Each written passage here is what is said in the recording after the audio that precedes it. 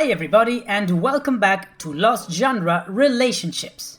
So you're married with kids and your partner says they're leaving you for the love of their life. When that doesn't work out, they want back in. That's the tough situation our first OP is in. So let's get started with that first story.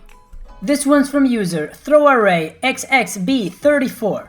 My soon-to-be ex-wife filed for divorce 8 months ago. We have been separated for 8 months and she moved in with her affair partner.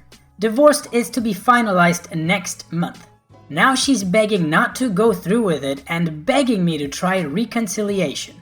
My wife, 38 female, and I, 37 male, met back in college. We dated for 5 years before getting married. Our marriage has been good with little ups and downs. We have 2 girls, 13 and 15. January last year, I noticed my wife spending more time on her phone than normal. She basically did what every typical cheater does. Lied, blame shifted, and gaslighted me when I tried to express my concerns. I know I was not perfect, and I did some things that I regret very much, but she treated me like a piece of crap all this time during her affair. I tried to improve all aspects of our relationship that she felt like were not good. When D-Day came in the beginning of June, she confessed to having an emotional affair and just slept with him twice. Then she blamed me for her having an affair. She said that she wanted to reconcile and we tried reconciliation, but she was just not into it. She still contacted him and they were still talking. When I told her how uncomfortable it made me, she said they were just friends and kept deleting texts. When I threatened divorce, she would cry, apologize, and beg me not to. When I tried bringing up the affair, she would get mad and somehow I was the one who ended up apologizing. Then, after 2 or 3 months, she started disappearing again, saying that she was visiting family because they needed her at the time. I knew she was going to see her affair partner, and when I brought it up, she was very convincing. One weekend, she disappeared and didn't answer any of my calls or texts. When she came back, she told me that her cousin had gotten sick and she had to rush her to the hospital and forgot her phone at her sister's place. And all this time, I was trying to make it work for us. She saw the efforts I made, but just didn't give an F. Then, by mid-December, she told me that she was moving out, that she had been unhappy in our relationship, and while she still cared for me, she was in love with her affair partner, that she had finally found her soulmate. I remember crying for hours trying to beg her to stay, but her mind was made up. We had to tell the kids. She said I could have the kids for the weekdays and she could come visit them on weekends since her affair partner's apartment was small. She filed for divorce a week after. This was the worst moment of my life. I grieved for weeks. I tried to talk to her again to see if there was any chance she'd come back, but all she said was that she was sorry for everything she put me through, but her mind is made up. No one other than us knew. Both her and my parents knew that we were only separated, but never knew the reason. By the end of January, when her mom called me and insisted I tell the truth, I invited her over together with her dad. I told them everything and literally I broke into tears and cried on my mother-in-law's shoulder. They comforted me and apologized for their daughter's behavior. I later told my parents and then some few close friends. Soon enough, everyone knew about us and I started receiving comforting messages and others talking ill of my ex. Soon afterwards, my wife called me crying, saying that I turned everyone against her and that she hates me. She said that people were threatening her and her affair partner. Her dad hates her. They had a close relationship. Her sisters don't want to talk to her, and no one will speak with her without insulting her. This was mid-April. By the beginning of June, her relationship with her affair partner had fizzled out due to stress. I remember she came to see the kids and told me that her affair partner kicked her out because he couldn't handle the stress of their relationship. She was living in a hotel room. She didn't look good at all, like someone who was depressed. She asked if she could move back in, and I said no. She said that she understood, but asked to spend more time with the kids. She said she wanted to make up for lost time with the kids and wanted to come in the afternoons and cook for them and spend time with them. I agreed. During this time, she would come cook my favorite dishes, cleaned the house, wrote small notes saying I love you, along with some flowers. You get the picture. When I would come back home from work, she would always try to spend more time with me. I have to admit, I did enjoy spending time with her. Then she started talking about how much she misses me, and then asked me if divorce is what I really wanted. I totally avoided the subject. Then last week, she told me that she had been going to counseling and was wondering whether we should try marriage counseling. She has started dressing the way she knows I like, wearing makeup. She has tried to sleep with me, but I have turned her down. More than countless times, she has brought up marriage counseling. This recent weekend, she cried, begging me not to go through with divorce. That she has already put up with a lot and all she wants is to have me and her family back. She says she'll do whatever I want. I know, it seems like the roles are reversed. All this time, I have been numb. Although a part of me feels happy now that she has gotten a taste of her own medicine. I still love her, but I don't really know if I should give our relationship another chance. What do you think? Oof, well OP, a few comments really quick. First of all, I don't know how you see that she got a taste of her own medicine. Everything that happened to her is that her affair blew up in her face and is now trying to get back with you. That's it. Instead of asking yourself if you should give your relationship another try, you need to ask yourself if you trust this woman who threw your whole marriage life aside, your kids, everything, for an affair partner that she thought was the love of her life. She told you more than once that her mind was made up. She had absolutely zero regard for you and your feelings and your whole family. So, to me the question is, when are you signing those divorce papers, man? But then again, that's just my opinion. What do you guys think OP should do? Okay, and now let's move on to the next story. This one's from user throwaway983942. My 18 female parents, 44 female and 44 male, stole my savings and sold my stuff, and I'm almost poor now. I never thought I would access this subreddit about problems in my family, but here we go. Some backstory. I moved to my own apartment 2 weeks ago after college started. I turned 18 midsummer and needed peace and quiet so I could focus on my studies. I have like 3 siblings, youngest being 2 years old. I left most of my stuff in my parents' home and plan to stop by to get it after I finish a class trip. A week ago, I went on a trip abroad with my college class to a country nearby, where we spent 6 days. The main purpose was to study the local history and visit the local historic attractions. It went pretty well, no one caught the bug, and the trip was overall cheap. I'm a nitpick, so the cheapness was one of the main reasons why I went, lol. I got back home to my apartment today, about 10 hours ago. I went to check on my bank account to see how much money I had spent on the trip. The only thing I saw was that all of the money was gone.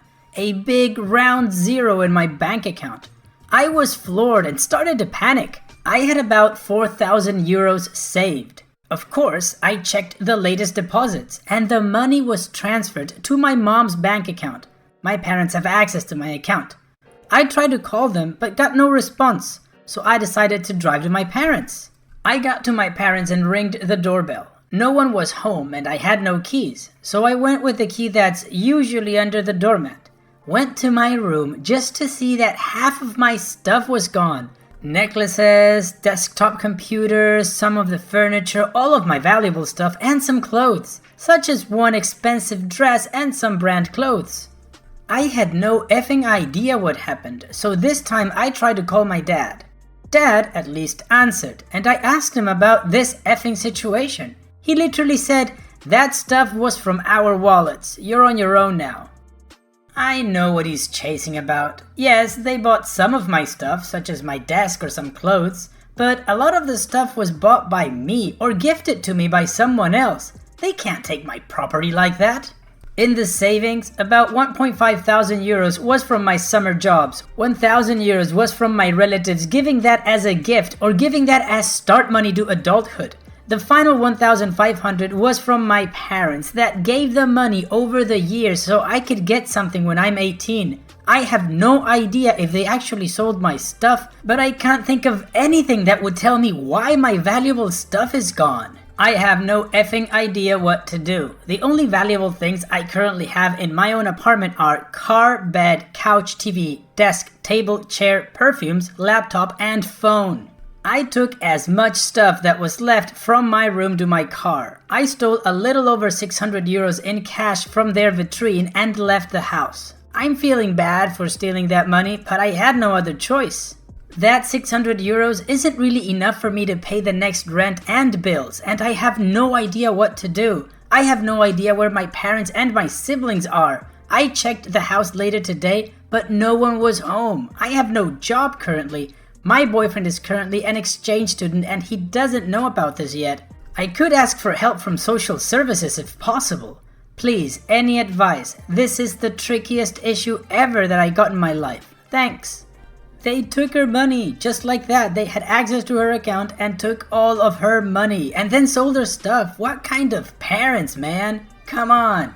In any case, we have an update that OP gave us, so let's continue with that. First off, I went to visit the bank. I wasn't able to close my account as my mother had ownership of it, but I was able to open a new one in my name, so that's what I did. My study advisor said that this same thing has happened before with other students now and then. There's really not a thing I could do about this, and getting into court might actually be more expensive. The study advisor supported me by giving me free study books to use for the rest of the college year. I told my boyfriend what happened. He's an exchange student at the moment, so he wasn't able to support me really. He promises to call me every single day regardless of impossibilities and will ask his parents to spend time with me and support in some way. Help with laundry, invite to eat, and so on. He also sent me 500 euros. I'm really thankful I have a supportive boyfriend. Some of you suggested knowing if my family is okay. I started to worry about it, so I stalked every family member's social media every day. Apparently, they went into a spa for a few days, probably with my money, F them.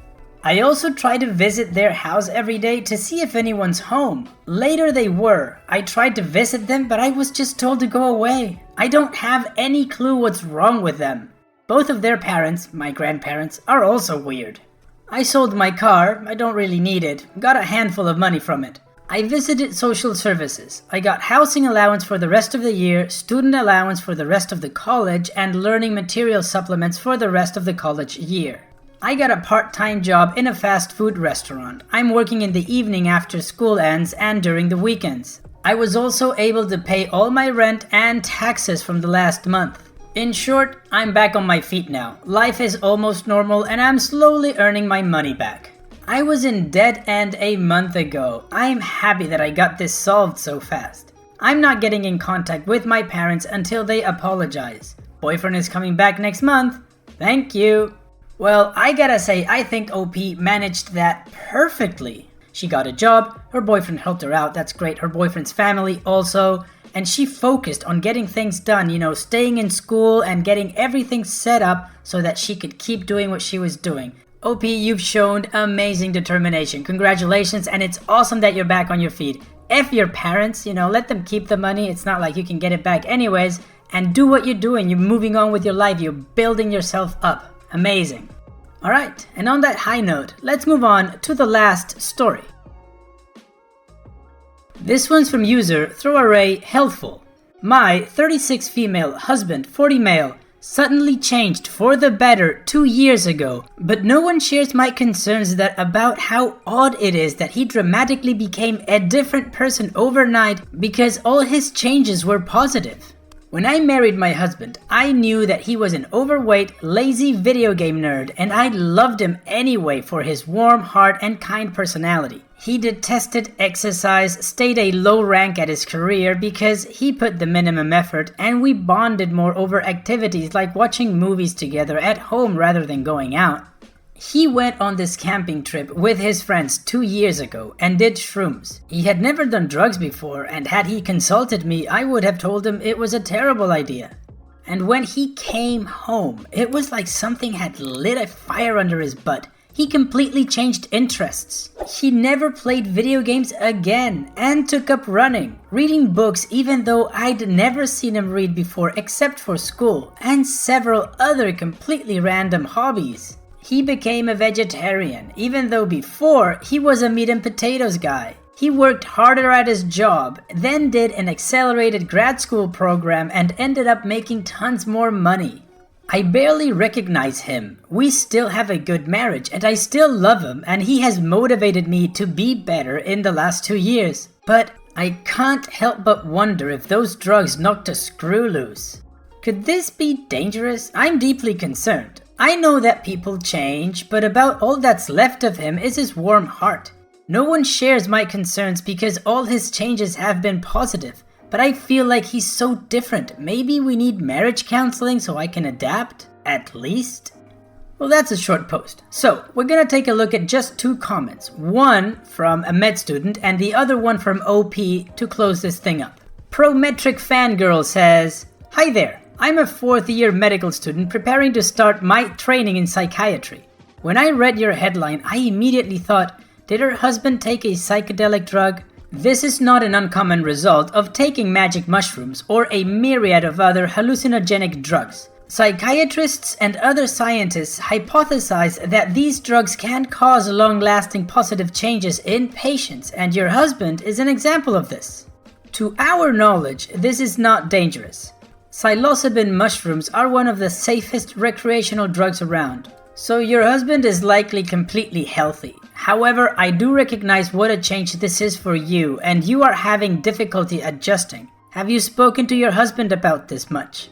How does he explain the experience?" Now, OP didn't reply to this comment. She only applied to one comment, and this is that reply. "I still love him, and I have been supportive in his efforts of bettering himself and have even taken up exercise and eat mostly vegetarian. It's just that he's like a different person now, and since this has continued for 2 years, I'm coming to terms with the fact that I'm going to have to adapt, and our days of playing Mario in our pajamas have been replaced with jogs and protein shakes." I'm gonna leave this one up for debate. What would you do? How would you feel if you were in OP's shoes? Alright, well, we've reached the end of the video. I truly hope you guys liked it. If you did, go ahead and click like. If you still haven't subscribed, then what are you waiting for? Just click subscribe and the bell so you're notified when a new video comes out. Also, don't forget about my other channel, LG Reddit AITA, a channel exclusively about Am I the A-hole? And finally, don't forget to go to the Lost Genre subreddit where you can share your stories or cross-post stories from other subs for me to feature in videos. And having said all that, I will see you guys in the next video.